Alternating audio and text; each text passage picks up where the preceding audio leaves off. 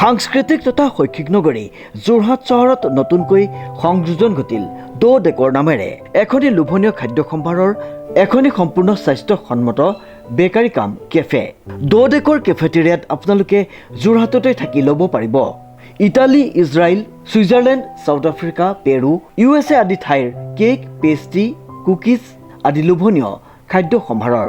যিকোনো পাৰ্টিৰ বাবে অৰ্ডাৰ কৰিব পাৰিব এইসমূহ লোভনীয় খাদ্য সম্ভাৰ। গতিকে আজিয়েই আহক সপৰিয়ালে দ ডেকৰ বেকাৰী কাম কেফেলৈ আৰু জুতি লওক সুস্বাদু স্বাস্থ্যসন্মত খাদ্য সম্ভাৰৰ। আমাৰ ঠিকনা দ ডেকৰ সঞ্জীৱনী নাৰ্ছিং হোমৰ কাষত এটি ৰোড, যোৰহাট। যোৰহাটৰ বায়ুসেনাৰস্থিত PMশ্ৰী কেন্দ্ৰীয় বিদ্যালয়ত উপস্থিত পদ্মশ্ৰী যাদৱ পায়েং। উল্লেখযোগ্য যে যোৰহাটৰ ৰৰৈয়াস্থিত বায়ুসেনাৰ PMশ্ৰী কেন্দ্ৰীয় বিদ্যালয়ত অনুষ্ঠিত হয় এক বিশেষ অনুষ্ঠান। মুখ্য অতিথি হিচাপে উপস্থিত থাকে অৰণ্য মানৱ পদ্মশ্ৰী বঁটাপ্ৰাপক যাদৱ পায়েং। এইটোৱে মই যিহেতু যোৰহাটত জন্ম, গতিকে ইয়াত এয়াৰপৰ্টৰ যিখিনি অধ্যক্ষক ধন্যবাদ জনাব লাগিব। প্ৰথমতে এই পদক্ষেপটিৰ পৃথিৱীৰ 800 কোটি মানুহ ল'ৰা ছোৱালী মোৰে, ইহঁতক পৃথিৱীক ভাল পাবলৈ শিকোৱাটো মোৰ কৰ্তব্য। আৰু অধ্যক্ষই সেই পদক্ষেপটো ছাত্ৰ ছাত্ৰীৰ লগত এনেকুৱা এটা প্ৰগ্ৰেম কৰিছে, মই নথৈ আনন্দিত হৈছোঁ। আৰু এইখিনি কথা অকল এয়াৰপৰ্ট বুলি নহয়, ভাৰতীয় সামৰিক বুলি নহয়, পৃথিৱীৰ যিমান স্কুল কলেজ আছে এতিয়াৰ নতুন প্ৰজন্মক পৃথিৱীক ভাল পাবলৈ শিকোৱাটো মোৰ কৰ্তব্য আছে। আৰু তেওঁলোকে এই পদক্ষেপটো লৈ সহায় সহযোগ কৰিছে, তাৰ বাবে এই বিদ্যালয়খনত কেন্দ্ৰীয় বিদ্যালয়খনত ধন্যবাদ জনাইছোঁ। মানে সেই কথাটো এনেকুৱা ধৰণৰ, এটা ল'ৰা যদি জন্মতিথিত এজোপা গছ ৰুৱে আৰু তেওঁৰ যিমান দোষ বন্ধু ইনভাইট কৰিব, আৰু প্ৰত্যেকটো ল'ৰা ছোৱালী যেতিয়া জন্মতিথি হ'ব এটাইব কেতিয়াবা গ্ৰীণ ইণ্ডিয়া কৰাটো, সেউজীয়া পৃথিৱীখন সেউজীয়া কৰাটো সেইটো ডাঙৰ কথা নহ'ব। সেইকাৰণে নতুন প্ৰজন্মৰ ওপৰত বেছি গুৰুত্ব দিয়া হৈছে। সেইকাৰণে আশা ৰাখিছোঁ সংবাদ মাধ্যমৰ যোগেদি এই নতুন প্ৰজন্মক পৃথিৱীখনক ভাল পাবলৈ শিক্ষাটো খুব প্ৰয়োজন হৈছে। এতিয়া ধৰিত্ৰীয়াই পানী লগা জ্বৰহে হৈছে, যেতিয়া সম্পূৰ্ণ জ্বৰ হ'ব পৃথিৱীৰ পৰা বিদায় মাগিব।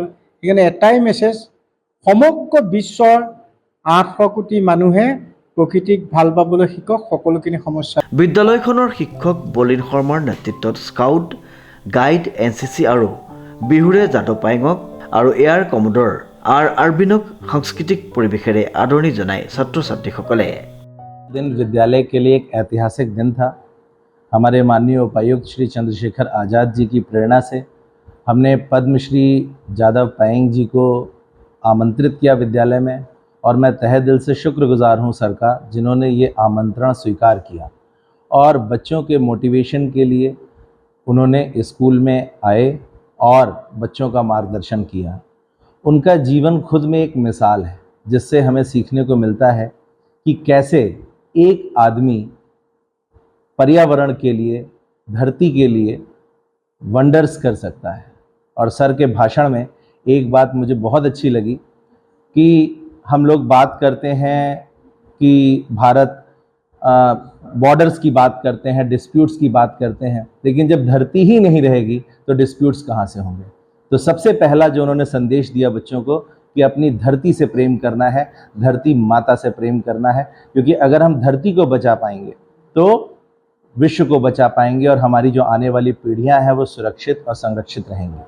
उन्होंने जो एक विचार दिया, मैं उसको विद्यालय में इम्प्लीमेंट करूंगा। हमारे विद्यालय में जो eco club for mission life संचालित है कि बच्चा जब स्कूल में दाखिला लेगा वो उसके द्वारा एक पेड़ का पौधारोपण होगा, और वो 5 साल 7 साल 10 साल जब तक इस विद्यालय में रहेगा तब तक उस पौधे की देखभाल करेगा, जिससे कि 10 साल में 12 साल में वो पौधा एक पेड़ की शक्ल ले लेगा।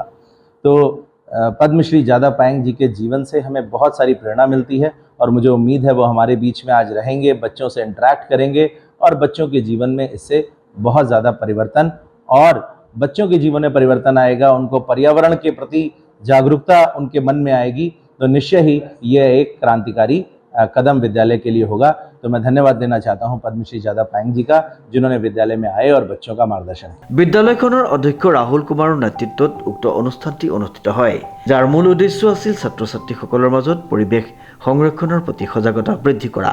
অধ্যক্ষগৰাকীয়ে কয় যে গছ-গছনি অবিহনে জীৱন অসম্ভৱ। সেইবাবে আমাৰ শিশুসকলক প্ৰকৃতিৰ প্ৰতি আকৰ্ষিত কৰি তুলিব লাগে, যাতে তেওঁলোকে আগলৈ গঢ়ি উঠা পৃথিৱীৰ সংৰক্ষণকাৰী হ'ব পাৰে।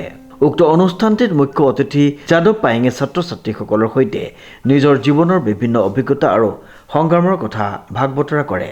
তেওঁ বৰ্ণনা কৰে কেনেদৰে এজন সাধাৰণ মানুহ হৈও তেওঁ বনাঞ্চল গঢ়ি তোলে আৰু ইয়াৰ ফলস্বৰূপ প্ৰকৃতি আৰু জীৱ-জন্তুক আশ্ৰয়স্থলী প্ৰদান কৰে। লগতে তেখেতে কয়, আমি প্ৰকৃতিৰ পৰা আঁতৰি গৈছোঁ। গছ, পানী, মাটি, বায়ু এই সকলোবোৰেই আমাৰ জীৱনৰ মূল আধাৰ। সেইবোৰ সংৰক্ষণ কৰাটোৱেই আমাৰ প্ৰধান দায়িত্ব। বিশিষ্ট অতিথি হিচাপে উপস্থিত থাকে এয়াৰ কমোডৰ আৰবিন আৰু ফ্লাইং অফিচাৰ অংকিত সিং। এয়াৰ কমোডৰ অৰবিনে ছাত্ৰ ছাত্ৰীসকলক উদ্দেশ্য কৰি কয় যে যাদৱ পায়েঙে যদি পৃথিৱীৰ বাবে এটি গৌৰৱ সৃষ্টি কৰিব পাৰে, তেন্তে আমি সকলো মিলি অশেষ সুফল আনিব পাৰিম। উক্ত অনুষ্ঠানটিত পদ্মশ্ৰী যাদৱ পায়েঙে বিদ্যালয়ৰ চৌহদত গছপুলি ৰোপণ কৰে আৰু ছাত্ৰ ছাত্ৰীসকলক আহ্বান জনায়, সকলো স্কুল কলেজৰ ছাত্ৰই বছৰত নিজৰ জন্মদিনটো এজোপা গছপুলি ৰুই পালন কৰিব লাগে। এই সমগ্ৰ অনুষ্ঠানটিৰ জৰিয়তে ছাত্ৰ ছাত্ৰীসকলৰ মাজত পৰিৱেশ সংৰক্ষণ আৰু প্ৰকৃতি প্ৰেমৰ নতুন উদ্যম জন্ম লাভ কৰে। অনুপম বৰাৰ ৰিপৰ্ট, নিউজ নাও।